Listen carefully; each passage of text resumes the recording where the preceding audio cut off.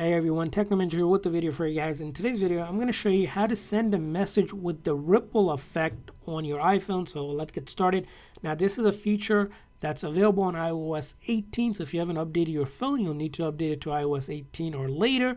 And once you have that, you'll be able to do that by simply opening up the Messages app and then find a contact that you like to send that message with the ripple effect. So I'm going to select a contact here and then you're going to tap to go ahead and type up something. So before you type it up, you can go ahead and click on that A looking icon on the corner here.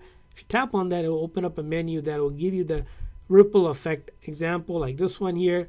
And then you can type up a message after you selected that.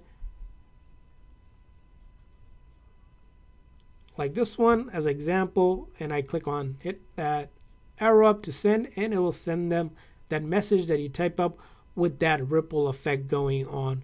So that's how you can do it. Again, really simple and easy to do. Just click on that eye icon, then select that ripple effect, and then type up your message, and it will send them with that ripple effect on their device. That's how you do it.